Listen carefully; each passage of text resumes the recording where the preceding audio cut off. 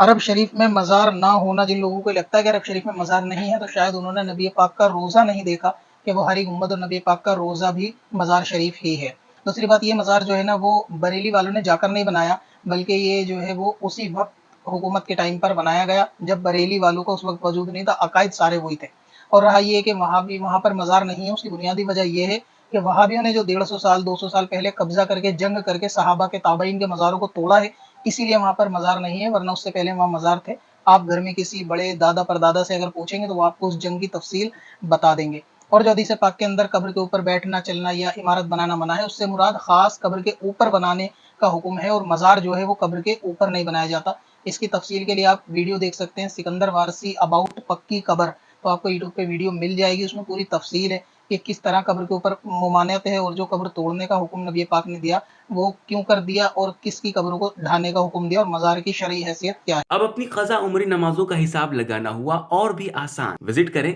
qazakalculator.smswarsi.com پر اور اس calculator سے اپنی تمام قضا نمازوں کا حساب منٹوں میں کریں اور ڈاؤن لوڈ بھی کریں۔